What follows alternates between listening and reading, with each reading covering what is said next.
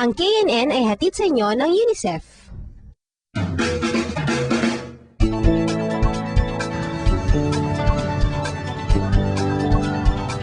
Isa si Angela sa mga kasama ni Apple na nag-shoot sa loob ng isang kulungan. Angela, ano ba yung pakiramdam ng pumasok sa ganitong klaseng lugar? Nalungkot ako nung nakita ko sila. At the same time, I felt challenged na kami as reporters na nagagawa para sa kanila. At yun ay ang maiparating sa iba na dapat din silang pagtuunan ng pansin.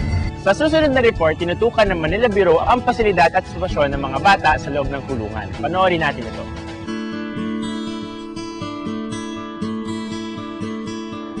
Sa buong Pilipinas, 4 lang ang kulungang hiwalay para sa mga batang preso. 3 rito ay nasa Metro Manila. Ang isa naman ay nasa Cebu. Pinuntahan namin ang pinakamalapit sa KNN Manila Bureau, ang Molave Youth Home sa Quezon City. It is not an idea because our center actually should accommodate only 100 or 80, but now about 113 kami ngayon. But definitely I can say that they are in good hands. Mukhang mas natutugunan ang pangangailangan ng mga bata dito sa Molave. We have Department of Education. They provide us through the Favelia Memorial School 7 special education teachers. Anong number ang pwede mong i-advise, ha? Ito si Dr. Ava, yung aming mabait at magaling na doktor. Siya ang in charge sa mga medical aspect o medical needs ng mga bata. Ano po yung inyong mga kagamitan dito for the treatment ng mga bata? Kompleto, at present we can still survive. Ang minors namin provided yan ng lahat from toothpaste to everything, to t-shirts, beddings, and everything. Pero meron isang bagay na hindi kayang tugunan ng youth home na tulad nito. Some of our minors have a family, no? Hindi bumibisita sa kanila because one is hindi nila priority. Second is they don't have transportation expenses. Wala silang perang pamasahe. At kahit sa ganito kaayos na detention center, hindi nawawala ang mga rehas at pader na naghihiwalay sa kanila sa malayang lipunan. Nasa isip ng ating mamayan, mga masasama sila, but actually there are not, no? They were not only given the opportunity, to have a good family, to have a good life. That's why they are here. They are forced by circumstances to do what they're not supposed to do. Yung mga nandito, may potentials din.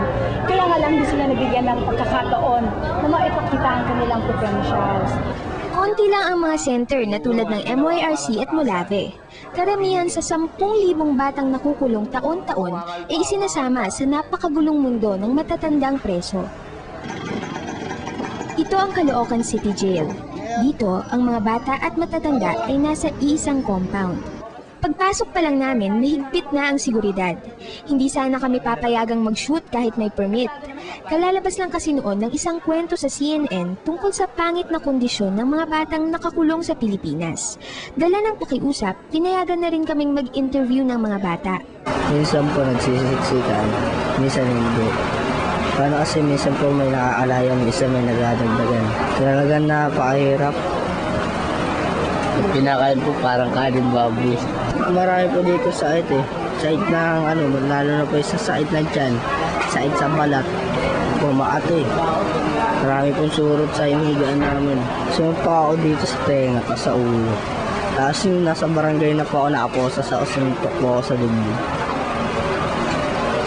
Tapos yung pulis naman po pinagdidibdiban ako. Tapos pinagampas ako ng yantok na maliit. Sinumbong mo ba? Hindi po. Minsan, kahit magulang, walang magawa sa mga pang-aabusong ito. Pero siguro, higit pa sa suntok at hampas, mas masakit kapag pati yung kaunting pag-asa na meron ka, kukunin pa sa'yo. Ako po, dito na ako tatanda. Dito na ako tatanda, wala lang akong kan. Sino may sabi na dito ko natatanda? Mga pulis po. Gusto sana naming tanungin ang mga pulis tungkol dito. Pero tinuro lang kami sa warden na ayaw ding magpa-interview. Dito sa lugar na ito, hindi okay kasi mas lalo nilang makikita iba't ibang dito, yung mga iba-ibang ugali na meron masama. hindi maganda pag nakulong kasi mas lalong titigas ang ulo ng bata.